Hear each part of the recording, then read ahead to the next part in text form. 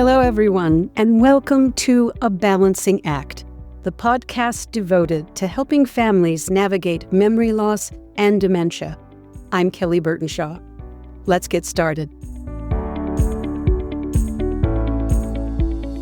Welcome back, everyone.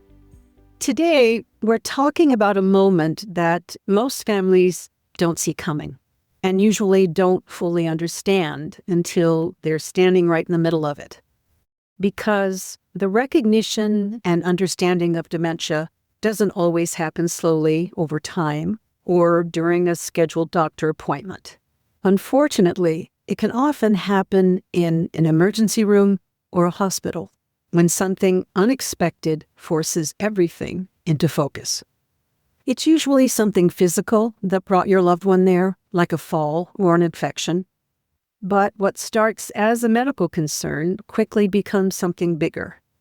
Because in that environment, you begin to see your loved one in a way you haven't seen them before. The turning point families don't expect is often the moment families finally begin to see the full picture.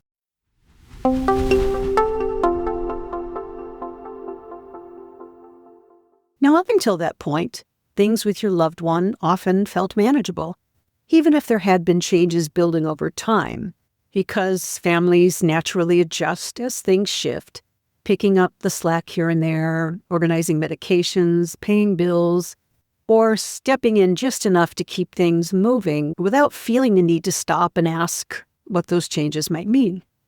And your loved one is often doing the very same thing. They're relying on habits they've had for years, sticking to familiar routines, avoiding challenging situations or tasks, and using what still feels automatic to cover the areas that are becoming harder, which can make things look much more stable than they actually are, especially in the comfort of home. So everyone meets in that middle space where things feel okay enough. But over time, that okay is often being supported by much more than anyone realizes. And that's what changes in the emergency room, because suddenly all of the structure falls away, and your loved one is placed in a bright, noisy, unfamiliar environment with strangers coming and going without the usual cues or routines to rely on. Now, even for someone without cognitive changes, that can feel completely disorienting. But for someone who has been quietly compensating, the situation is enough to make underlying difficulties that have been hiding in the shadows much more visible. And what families often experience in those moments can feel like it's all coming out of nowhere, even though it isn't.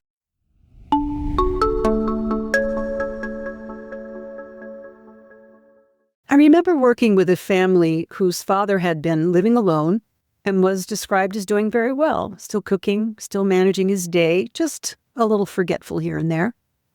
But after a fall brought him into the emergency room and then into a stay in the hospital, it became very clear very quickly that he couldn't explain his medications. He couldn't consistently say why he was there. He had trouble following even simple conversations. But this is something medical teams are trained to look for, not to challenge families, but to understand what's actually happening from a safety standpoint, especially when there's a difference between how someone is described by their family at home and what they're actually able to do in a clinical setting.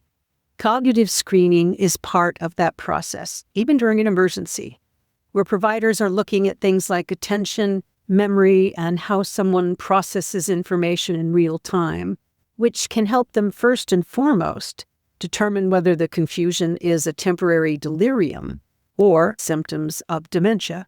And if those symptoms are present, the conversation starts to move beyond the immediate medical issue and into questions for the family about their loved one's function, safety, and what happens next, which can feel like a lot when you're still trying to process why you're even there in the first place.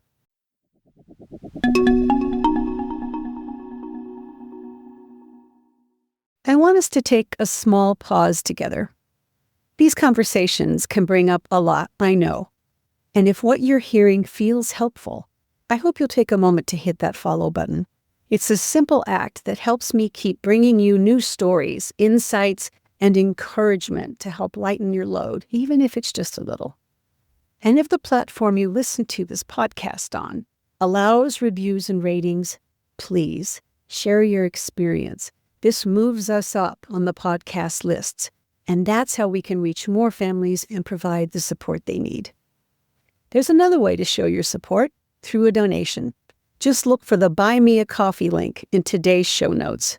This helps us keep the mic on and the episodes coming. Thank you so much for listening and for being part of this community.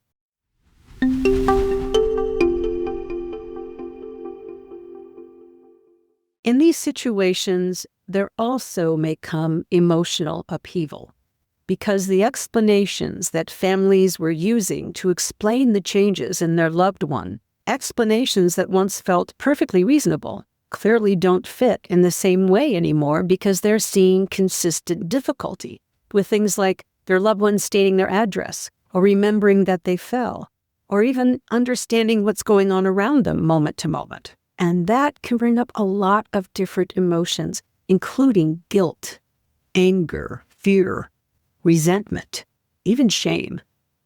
But it's important to understand that most families don't deliberately ignore the possibility of dementia. They just adjusted to changes in their loved one gradually. And a crisis interrupts that pattern. And while it can feel overwhelming, it also creates clarity. Fortunately for families in these situations, there are people who can help them process what's going on while their loved one is being cared for. Families begin working with social workers and care coordinators who help everyone understand what a dementia diagnosis means, what the process moving forward may look like, and the resources that are available moving forward to help families navigate this new path.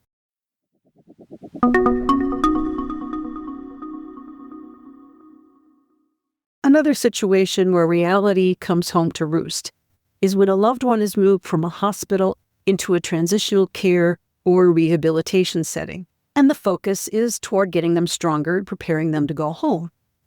Now, if any family members were unsure about the struggles their loved one was showing in the hospital, this is a situation in which a loved one's problems become glaringly obvious, because now they're going to be asked to learn exercise routines.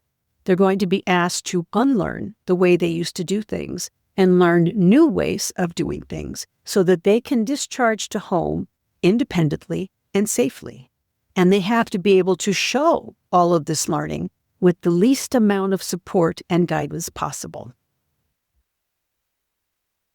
First, each type of therapist administers their own set of assessments, including physical therapy, occupational therapy, and speech-language pathologists.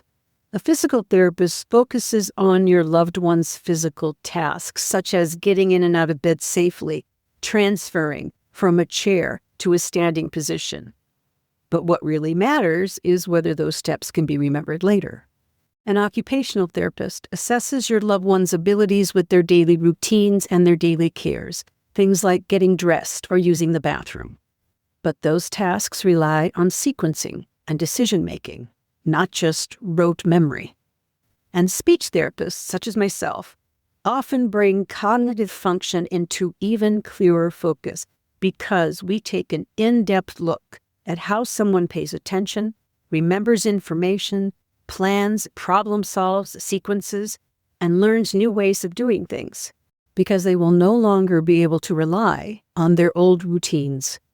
This is when families come face to face with the effects of their loved one's dementia.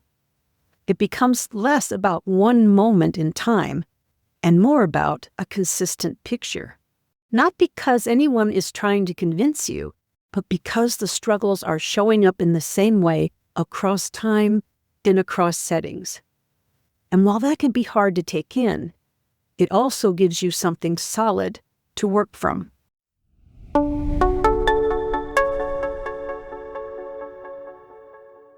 Now that the families may have a diagnosis and have seen for themselves how that diagnosis is affecting their loved one, they can shift their focus and their questions. It's no longer about whether things will go back to how they were, but about what your loved one needs in order to be safe and supported moving forward. And that's where planning begins to look different. Instead of reacting to one situation at a time, you're able to think more proactively about ongoing support, structure, and how to create an environment that matches what your loved one can realistically manage. And it allows families to plan ahead for their own managing of the dementia process, building in support and resources for themselves and the road ahead. The emergency room often feels like an abrupt turning point. For some families, it all may come as a complete shock. For other families, it may become the moment where things finally make sense. And while the clarity can feel heavy at first, it also gives everyone a direction. Because once everyone understands what's really happening, only then can you start making decisions that are grounded in reality and everyone's needs, not uncertainty. Not all at once, but one step at a time. I've included in today's show notes some excellent resources about what families can do following a diagnosis. And I also hope that you'll check out our Facebook page where you can find other resources to help you in situations just like these. And please, if you have any questions or just need someone to talk to about this, message me on Facebook. That's why I'm here. I also want you to give yourself this grace. No one is perfect at this. No one. You're doing the best you can. You're doing it from a place of love. And that is enough. I'm Kelly Burtonshaw, and it was my pleasure spending time with you today. Please keep in touch. Hi, I'm Peggy Wright, editor and producer of this podcast. We know that juggling your loved one's care while trying to manage your own life can truly become a balancing act. We want to help you as you navigate this journey by offering our support. You can reach out to us anytime by going to our Facebook page to ask questions, leave comments for Kelly, or talk with her one-on-one by setting up a chat. The link is in the show notes. And you can find us on YouTube and wherever you get your podcasts. If you like what you hear, please take a moment to rate and review so we can continue to provide relevant content. We look forward to hearing from you. Thank you for listening today.